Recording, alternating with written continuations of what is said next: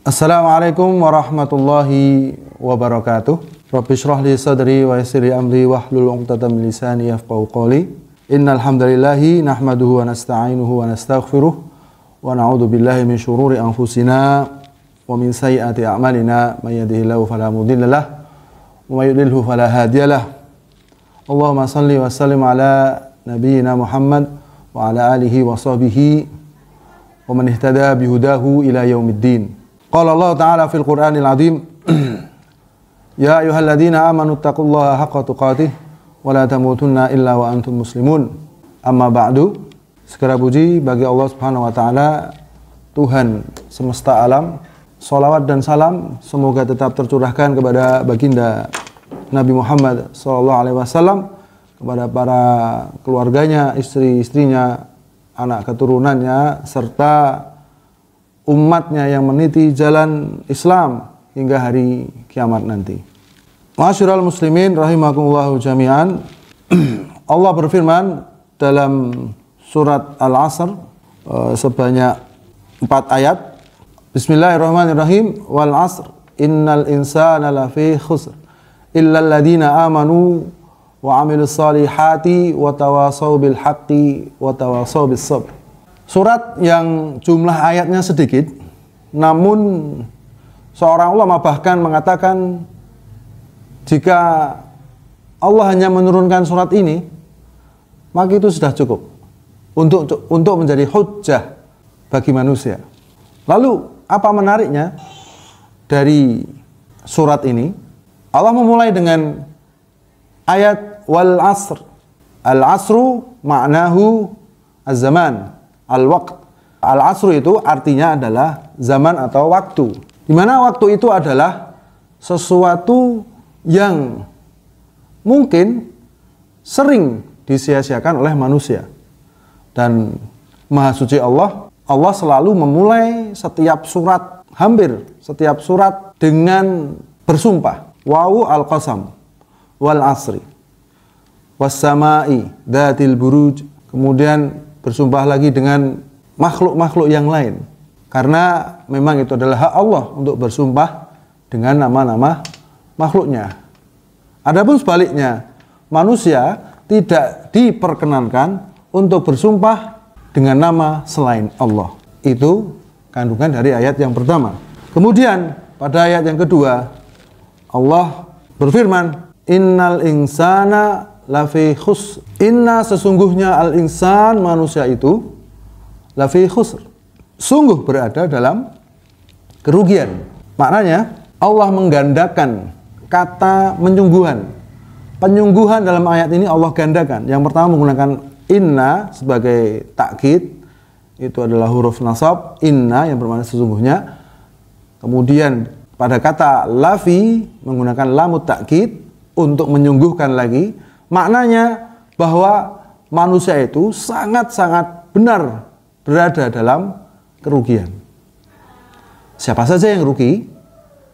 Jika kita melihat al-insan bermakna manusia secara keseluruhan, global, tidak terkhusus pada manusia golongan tertentu. Kemudian pada ayat selanjutnya Allah melanjutkan illal ladzina amanu wa 'amilus solihati wa tawasaw bil haqqi wa tawasaw bis sabr. Kecuali orang-orang yang beriman dan orang-orang yang beramal soleh serta orang-orang yang saling menasihati dalam kebenaran dan menasihati dalam kesabaran. Nah, untuk menjadi orang yang tidak merugi, untuk menjadi orang yang beruntung, maka setidaknya seorang muslim memiliki 4 sikap atau 4 sifat ini yang melekat pada dirinya. Yang pertama ialah alladzina amanu, al-iman. Dalam bahasa Arab kita mengenali dengan kata al-iman. Lalu apa itu al-iman? Iman adalah beriman kepada Allah dan Rasul-Nya. Akan tetapi beriman dengan Allah itu tidak dapat diraih dengan hanya mengira-ngira saja. Keimanan harus diraih dengan keilmuan. Maka dengan ilmu itu tumbuhlah iman. Setelah beriman, kita menyatakan dengan ucapan kemudian mengaktualisasikannya dalam bentuk perbuatan atau amalan. Maka pada bunyi kata yang selanjutnya, wa amilus shalihat, dan orang-orang yang mengamalkan amalan soleh atau orang yang beramal soleh. Apa itu beramal soleh?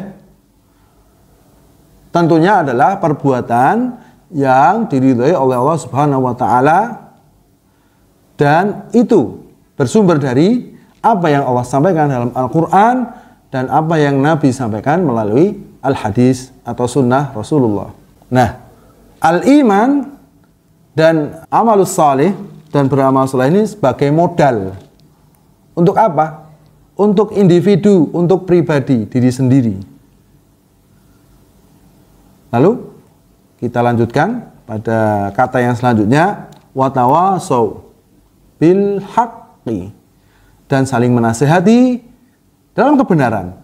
Kebenaran apa itu? Kebenaran ini ialah al-iman, iman tadi, wa amalus salih, dan perbuatan salih. Nah, ketika orang sudah memiliki modal al-iman, tentunya pastinya orang yang beriman adalah orang yang beriman dengan ilmu.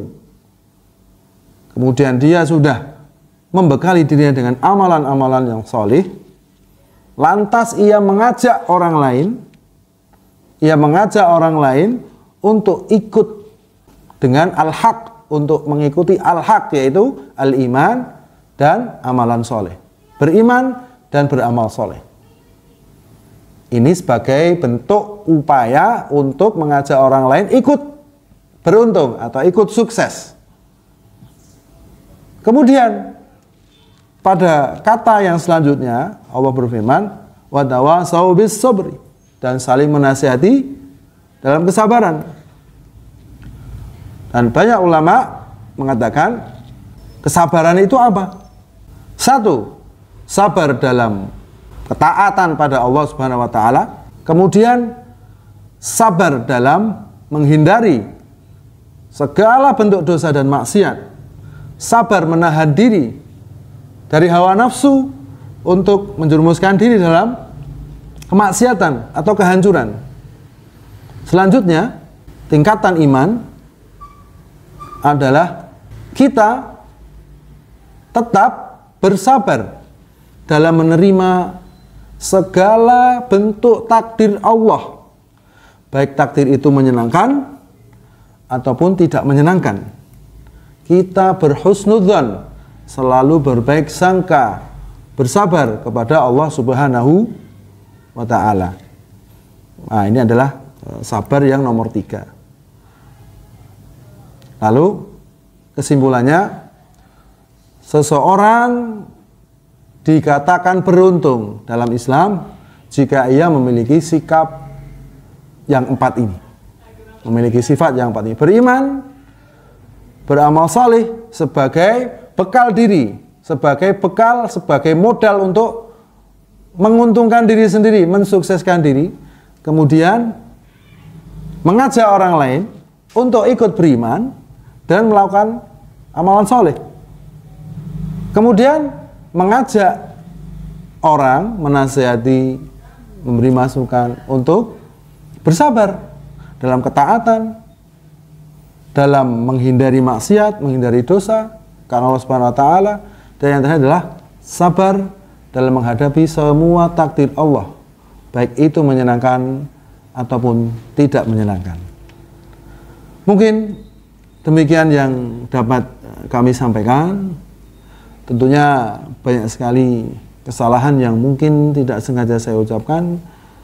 Semoga Allah mengampuni dosa-dosa kami. Aqulu qouli hadza astaghfirullah li wa lakum fastabiqul khairat. Hakata minni. Assalamualaikum warahmatullahi wabarakatuh.